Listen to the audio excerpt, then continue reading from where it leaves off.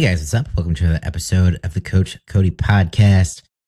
So, congratulations to anyone who is an avid TikTok user. We now have TikTok back. Over the weekend, we had like a 12-hour period where TikTok went dark. And, well, that was a learning lesson in and of itself. I don't know about you, but it was a really good reminder of feeling a little bit powerless. I feel like it was a flex telling people, hey, look, like you have no control. We can take this shit away from you at the blink of an eye if we really want to. So good luck. And that can be pretty anxiety provoking, especially as a business owner that relies on these types of platforms. I don't rely on TikTok specifically. I'm on it, but not much. I don't consume the content much because it's a little too busy for me. I don't know. I might give it another go now that we have it back. With the reaction towards it being banned, it seemed, like it might be more important to be more active on there. I don't know. There is some suspicious things happening. I feel like there is evidence. My spidey senses are saying, I think there's been a deal that has been worked out with Trump and Zuckerberg and the CEO of TikTok. I feel like Facebook or Meta, Zuckerberg, Meta, either Facebook, Instagram, and Threads are all the same thing, by the way, if you didn't already know that. Which is interesting because I see people like boycotting Meta by deleting their Facebook, but then staying on Instagram and Threads. They're owned by the same guy. I don't understand. Anyways, so evidence that there's been a deal, and I think that Meta has bought at least a portion of TikTok. So Zuckerberg won. He just announced policy change when it comes to censorship and that sort of thing.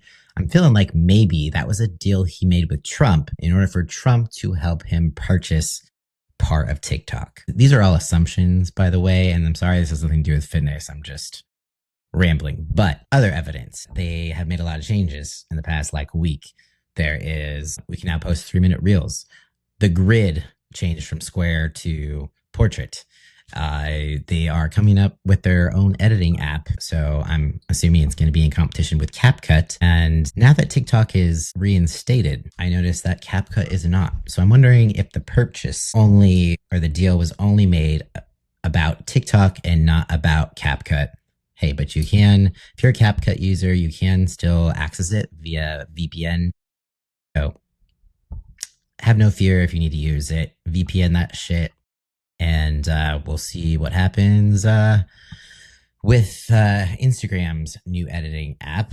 I will definitely be checking that out. But anyways, if you're a content creator, if you're a TikTok content creator, it's one of those things that makes you feel a little small, and there's a lot of uncertainty, and you feel like you don't have control over a lot of things. And with that comes anxiety. I just want to give y'all a reminder, yay, we have our platforms back. We can go back to business as usual. But there's still a lot of uncertainty in the air. And we have a shift in power, and no one really knows what's going to happen. So if you are finding yourself getting anxious about the uncertainty of it all, the best thing you can do is focus on the things that you can control. And I know it's easier said than done sometimes. Listen, I have anxiety, OCD, and it, tends to win a lot of the time. Still working on it. But I do know that things feel significantly better when I am focusing on the things that I do actually have some control over, that being fitness and nutrition. And that leads me to also talk about the topic is I want to talk to you about how I navigated all of 2024, essentially, with absolutely no motivation. I was anxious. I was depressed, very severely so, more so than I have been in a very long while.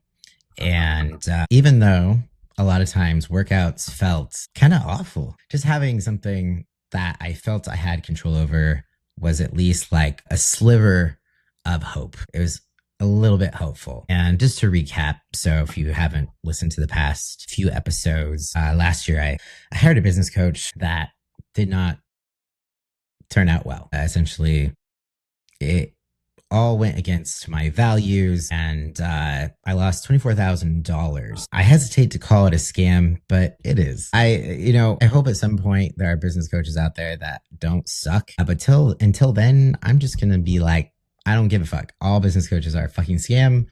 Convince me otherwise. You know, maybe I'll eat my words. I hope I do, because there's a lot of them out there. But this one particularly, not great. You know, you can listen to my other podcast for me to go into more detail about that. But I felt like a failure. I felt a huge sense of shame. I felt like I was in control of nothing. I was locked into this contract, $2,000 a month for a year. And I was just spiraling constantly. There was so much uncertainty. It was just like, am I going to be able to pay my bills? Am I going to recover from this? Am I ever going to recover from this? And unfortunately, once you're done with something like this, it doesn't just stop. It takes a while to recover. So I'm still kind of climbing my way out of this depression hole, and the OCD is always going to be there. So still working to work through that. But I wanted to talk about how I got through the depression part and still was able to keep up with nutrition and fitness, even when it felt awful. So when it comes to depression, yeah, I know I'm not the only one that struggles with it. I think it's kind of coaches in general, or even being a trans person in general. I hesitate to talk about depression because there's always someone that's going to latch onto it and be like, well, you exercise and eat right, then you shouldn't be depressed, because you always say that like exercise and all that stuff helps with depression. And it's like, yeah, it does. It doesn't cure it, but it does. I'm not going to be one of those coaches that comes on here and says, depressed, all you need to do is work out and you won't be depressed anymore. Because that just isn't the case. Personally, I've tried, and it doesn't get rid of the depression. It doesn't cure it. Although I do think it helps it from getting worse. And I do think there's little moments where it can at least boost your mood enough to help you kind of start to see the light at the end of the tunnel. Even when you have nothing else that you feel like you're in control of, at least you can kind of build a little bit of momentum by checking off the box, feeling like you achieved something throughout your day, that sort of thing. Anyways, so on top of the business coach situation, I also had surgery. So I wasn't able to work out for about 4 weeks, lost a little bit of muscle. And then from there, I went into like a dieting phase. And that was really hard because it felt like I just felt like a string bean. I was like, wait, I'm dieting. I already lost a good amount of muscle. And, it wasn't as significant as like my mind wanted to think it was. Logically, I knew this, but it just felt like a loss. And it made it exponentially harder to even enjoy my workouts or feel better after my workouts. But basically, the mindset that got me into the gym was that I knew my future self would be thankful that I didn't just quit. And I also knew that if I stopped working out, stopped paying attention to my nutrition, that the depression was only going to get worse. So it was pretty bad as it was, but I imagine it would have been a lot worse if I had just stopped everything altogether. And I imagine it would have lasted a lot longer. That being said, I am still trying to like pull out of it. I'm taking it one step at a time. I am coming out of it, but I imagine it would have been much more prolonged if I had just thrown in the towel when it was at its peak, right? So that's where I want to say, so what are some, well, actually, let's go over this first. So when it comes to motivation, it wasn't there at all. And I want to emphasize the importance of knowing that motivation is not always going to be there. And that's why taking, action comes before motivation. And that is very important to make sure that you are still moving. You're still doing the things that you have control over, even when you're not feeling motivated. Because if you feel like you need motivation in order to keep doing those things, you're not going to be able to stay consistent with it, because motivation is flaky. Think of motivation as like your most flaky friend. It's great when they're there. You can try to stay present, be in the moment, enjoy your time with them. And then when they peace out, you just kind of got to keep living your life and hope at some point they'll swing back around. That's basically motivation. So just like you wouldn't rely on a flaky friend that, cancels on you constantly, sometimes last minute, then you also cannot rely on motivation. So if you have your friend cancel on you for a concert or something you really want to do, you wouldn't just want to not go, right? You'd find someone else, you'd find a plan B, right? So you always have to have a plan B for when motivation doesn't show up. And that is habits. That is, loosening some of, you're not falling into like a perfectionist mindset, loosening some of your rules or your expectations, some of your goals. Your goals might change. You might have to pivot those goals. You might have to expect that maybe progress isn't going to be where you want it to be, but sometimes even maintaining is progress. And that's something that I had to remind myself of. So it was basically a year of a little bit of progress lost, honestly, but a lot of just maintaining. That's what kept me going. I was just like, I can't lose more. I have lost so much this year. If I stop working out, I'm going to lose more, and it's going to be even harder to pull myself out of this shit. So what helped me is giving myself the permission to either one, leave after like 20 minutes if I still wasn't feeling the workout. I did actually take advantage of, there was a few times where I just was not into it, even after doing a few sets of things or a few movements. And so I just was like, all right, I'm going to pack my shit and I'm going to go. Did I feel defeated? Did I feel like I failed sometimes? Yes, to be honest. But logically, I knew that something was better than nothing. And something that my therapist mentioned was in those moments where you're either really depressed or you're really anxious, every little thing that you do, you need to give yourself 100% credit for. Not just, I could have done more, or I could have done this, or I should have done this better. Now, like, don't think like that. Think, I feel like shit. I still did this, and I'm going to be proud of myself for that. And just, continuing to put one foot in front of the other. The other thing is to say, it's like, I'm not saying that you should always skip leg day, but say it's leg day and it's either fuck that, I'm going to skip the gym, or you do arm day or whatever day is your favorite or whatever exercise is your favorite. Do that. There's some days the way that I got myself to get into the gym was I'm like, you know what? I'll just do whatever feels good to me out. Some of my favorite movements. And sometimes that didn't even look like arm day, shoulder day, chest day, whatever. It was kind of a mishmash of movements that I enjoyed. And that worked to at least get me into the gym, and it got me moving and got some endorphins going.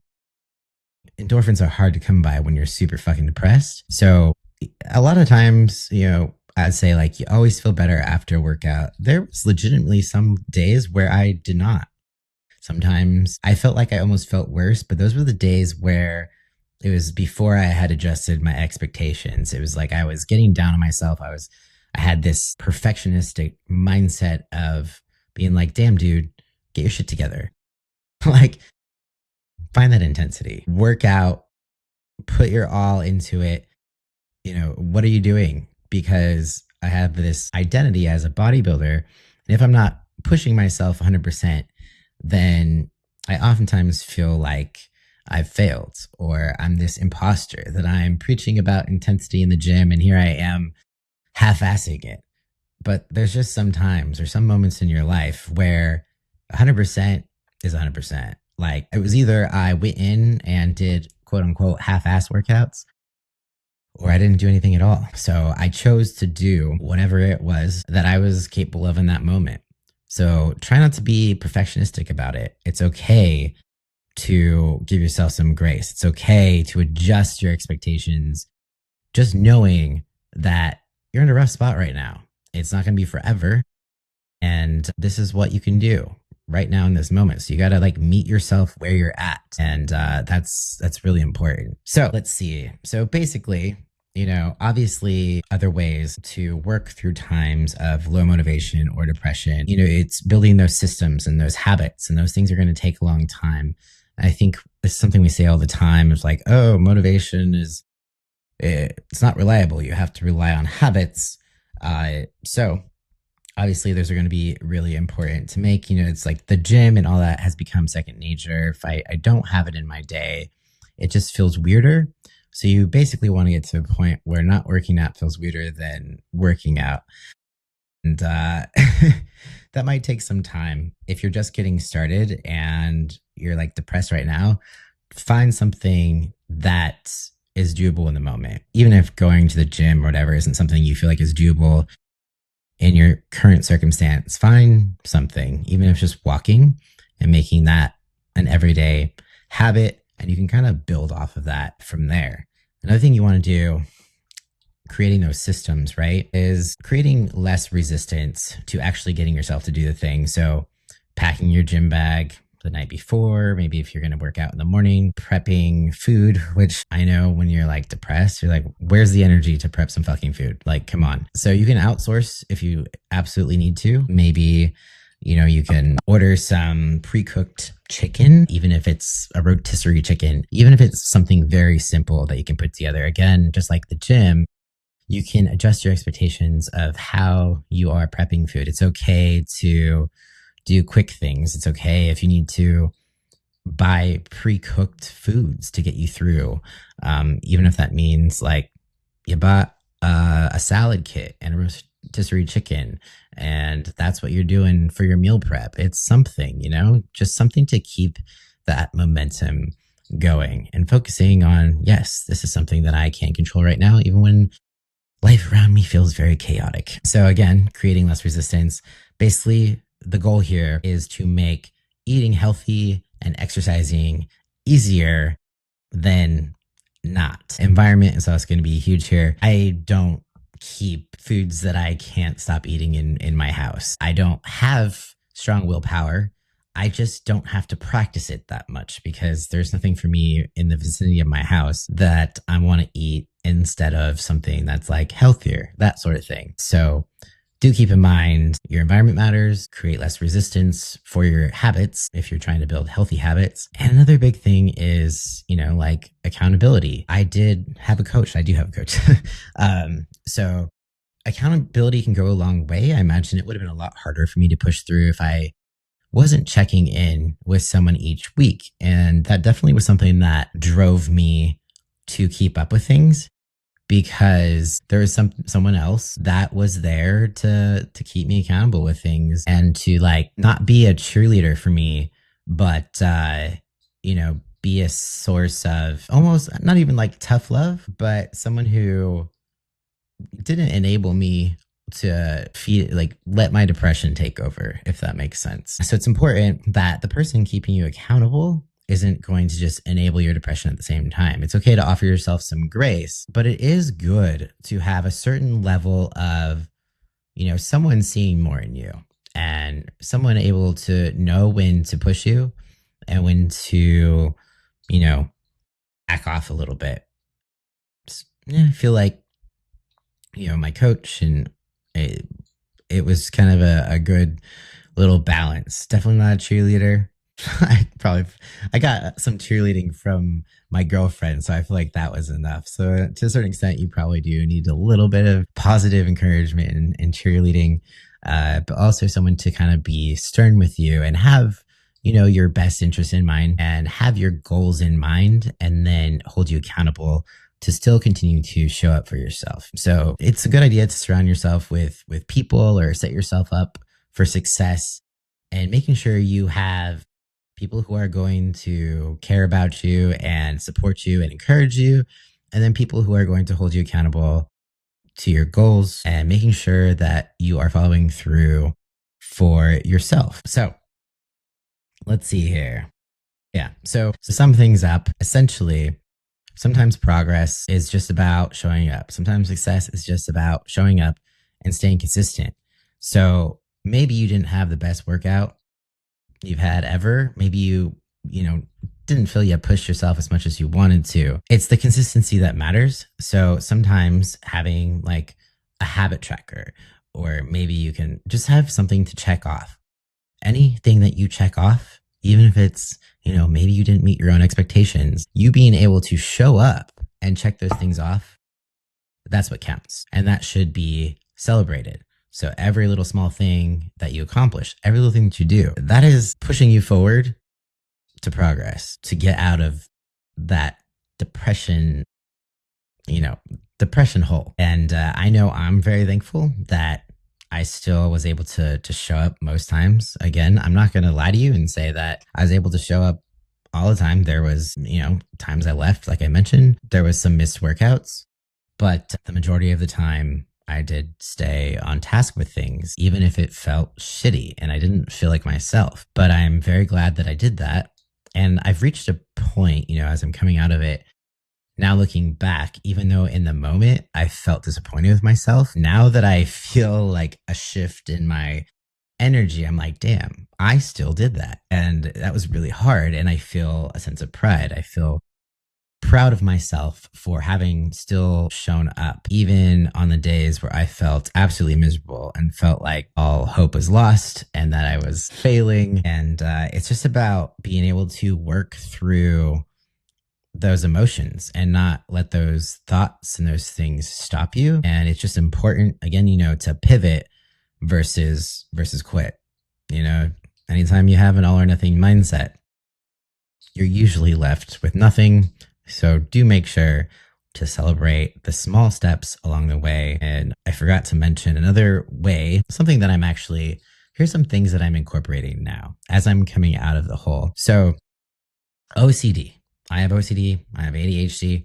Those things together are a huge fucking time suck. And time has a way of getting away from me. And I have a really hard time staying on task, like as much as I want to, because OCD has this way of stealing your time, with rumination, with compulsions, with putting you in this like fight or flight situation because you have so much anxiety because OCD is like fucking with you. The thing that I'm incorporating now is setting literal appointments for the gym, like working everything else around it, and just making sure it's non-negotiable, not just the workout itself, but the time. So I'm treating it like an actual appointment, and that if I'm in the middle of a project, that means I stop working on the project. I don't wait until I'm done with it.